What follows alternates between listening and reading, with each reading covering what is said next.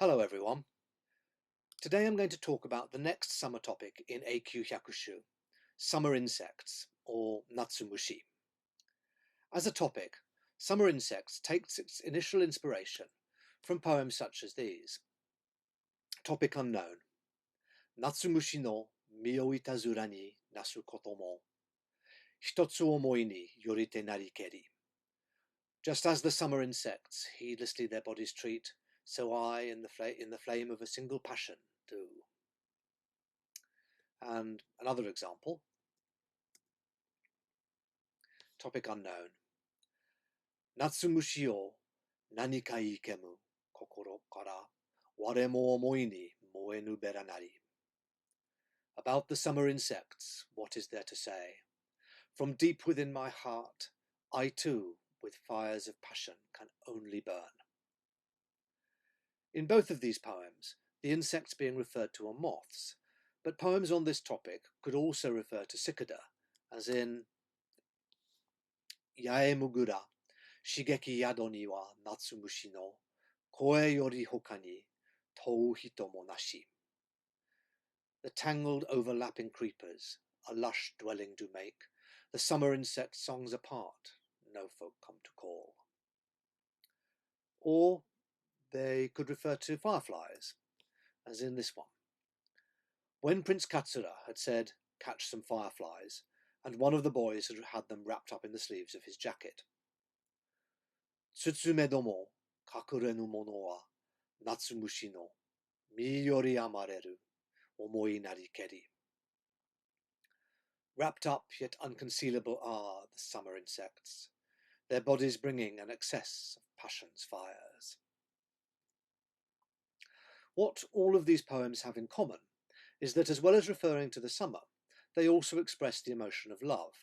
In fact, the Kokinshu poems are classified as love rather than summer ones, to the extent that the poet and critic, the monk Noin, was to say in his treatise Noin Utamakura, summer insect poems about being driven to distraction by a woman. This connection with love is a feature which was to continue in later poems on the topic, including the ones we'll see here. Tomoshibi no hikari ni sudaku natsumushi no somuku inochi o yosuniya wa miru. In the torch's light, the swarming summer insects abandoning their lives. Do I differ from them at all? Here, Akinaka compares his unhappy state of being, tormented by his love, to that of the moths dying as they immolate themselves in the torches illuminating his home. Ika ni shite moyuru uchi ni mo irinu ram, omoi ni mi o mo kaoru mushi kana. What am I to do? While 'tis burning still, should I plunge within? To fires of passion my body transform as insects do? Nakazane's poem is in the same vein as Akinaka's, except here the speaker is wondering if he should act on his feelings and achieve a resolution.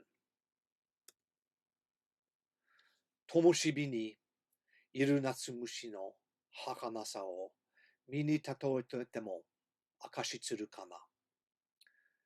Into the torches plunged the summer insects.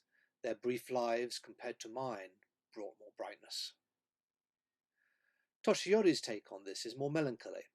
At least, he says, moths burning up in a flame bring a brief flash of brightness to the world, which is more than I have achieved with my much longer life.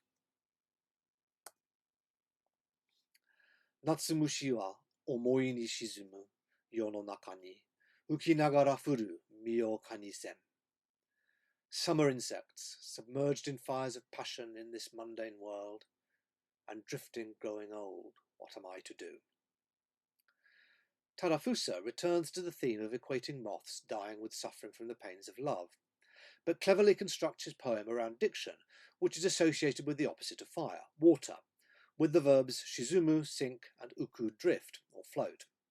To this, he adds the sense of the poet having allowed life to pass him by, through indecision or lack of action. The moths, he says, at least act on their passions and die, whereas I have just hesitated and now I'm left with only regrets. Essentially, this is the pre-modern Japanese equivalent of Neil Young's lyric in his song Hey Hey My My Into the Black, "It's better to burn out than to fade away," a phrase which has passed into the contemporary zeitgeist after Kurt Cobain used it in his suicide note, although I have to say that I know it better from the film Highlander, where it's spoken by Clancy Brown in his over-the-top performance as the Kurgan, the film's villain. Kusamura ni sumu natsumushi wa kozo no aki, kuchishi shitaba no naru ni aruram. In clumps of grass do dwell the summer insects. The autumn of yesteryear's withered under leaves, will they truly become? Kanemasa abandons the references to moths and instead talks about cicadas, or perhaps crickets, but retains the melancholy tone of the previous poem. He asks the rhetorical question, will the crickets die and become as dried out as the dead leaves in which they make their home? The answer is, of course, yes. Aki, autumn, was homophonous with aki, satiation, or having had enough. So kozo no aki, kuchishi, is both plants from the autumn of last year withering, but also the pleasant fullness of last year fading away. Nothing, says Kanemasa, lasts forever.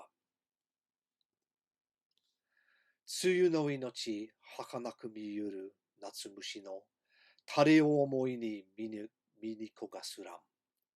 A dewdrop life so brief does seem, the summer insects, for whom might the fires of their passion set their flesh to smouldering?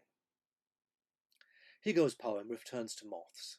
She pretends that the insects are sacrificing themselves for love, but hidden in this is an arch question. Moths, obviously, don't immolate themselves for love or burn with passion. This is something that people do.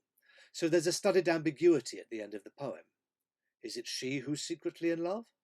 Or has she noticed the signs in someone else?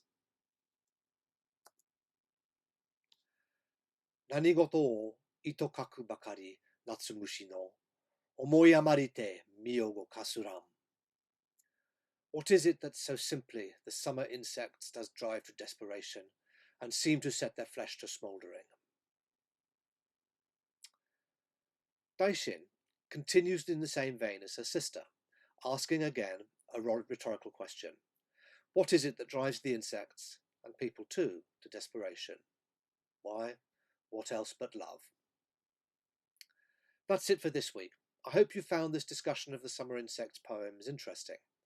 Next week's topic is a bird-related one, cormorant fishing on the river. See you then.